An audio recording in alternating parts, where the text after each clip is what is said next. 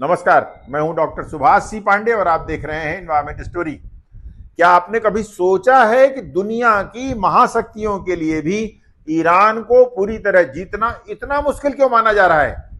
यह केवल सैन्य ताकत की बात नहीं है, बल्कि इसके पीछे छिपा है भूगोल, इतिहास और रणनीति का अनोखा कॉम्बिनेशन।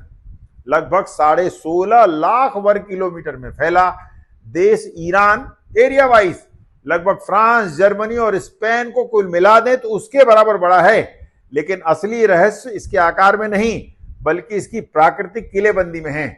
इसके पश्चिम में फैली हुई है विशाल जैग्रस माउंटेन्स। लगभग 1500 किलोमीटर लंबी पर्वतमाला है ये, जो किसी भी जमीनी सेना के लिए एक कठिन चुनौती है। उत्तर में खड़ी है अल्ब्रोज माउंटेन्स, जहां दुनिया के सबसे ऊंचे ज्वालामुखी शिखरों में से एक माउंट दवाबंद मौजूद हैं। वहीं इसके दक्षिण पूर्व में है विशाल रेगिस्तान दस्ते कबीर और दस्ते लूत। आपको यह जानकर आश्चर्य होगा कि इन रेगिस्तानों में टेम्परेचर कभी कभी 70 डिग्री सेल्सियस के करीब भी दर्ज किया गया है और इसीलिए इसे धरती के सबसे गर्म स्थानों में गिना जाता है। यानी अगर कोई सेना ईरान में प्रवेश भी कर जाए तो आगे बढ़ना उतना ही कठिन हो जाता है जितना किसी प्राकृतिक भूल भुलैया में रास्ता ढूंढना। आइए अब बात करें ईरान में घटी कुछ ऐतिहासिक घटनाओं की। अलेक्जेंडर द ग्रेट ने 4th सेंचुरी बीसी में पर्शियन एम्पायर को हराया था, लेकिन उसे भी पूरे क्षेत्र पर स्थायी नियंत्रण बनाए रखना बेहद कठिन साबित हुआ। 13th सेंचुरी एडी में गेंगिस खान और मंगोल सेनाओं ने भी इस इलाके में घुसपैठ की, लेकिन उनके द्वारा भी इस विशाल भूभाग को लंबे समय तक कंट्रोल करना आसान नहीं रहा था। आज भी यही चुनौती आधुनिक दुनिया के सामने है और सबसे ताजा कॉन्फ्लिक्ट तो आप देख ही रहे हैं।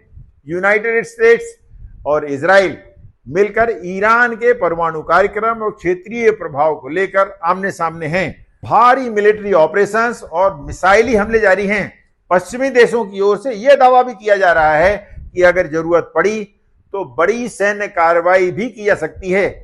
लेकिन सैन्य विशेषज्ञों का कहना है कि ईरान के खिलाफ किसी भी बड़े ऑपरेशन को सिर्फ युद्ध नहीं, बल्कि लॉजिस्टिक और भूगोल की विशाल चुनौती से भी जूझना पड़ेगा। क्यों? क्योंकि ईरान सिर्फ जमीन पर ही मजबूत नहीं है।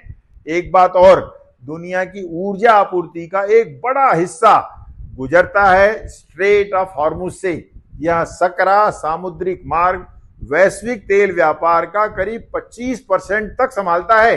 अगर यहां तनाव बढ़ जाए तो फिर दुनिया भर में तेल की कीमतें और ऊर्जा बाजार तुरंत प्रभावित हो सकते हैं। ईरान की आबादी भी कम नहीं है। आज लगभग 8.5 करोड़ लोग इस देश में रहते हैं और उनमें से भी बड़ी संख्या के ईरानी पठार के शहरों में बसते हैं। राजधानी तेहरान और ऐतिहासिक शहर इस्फहान तथा मशहाद सदियों से व्यापार, संस्कृति और विज्ञान के बड़े केंद्र रहे हैं। दिलचस्प बात तो यह है कि ईरान का एक बड़ा हिस्सा बेहद सूखा है, लेकिन प्राचीन पर्शियन इंजीनियरों ने कनात नाम की एक कमाल की वाटर मैनेजमेंट सिस्टम विकसित की थी, जिससे हजारों साल पहले भी यहां खेती और शहर फलते फूलते रहे। यानी अगर आप ईरान को केवल एक देश के रूप में देखते हैं तो शायद यह कहानी अधूरी है।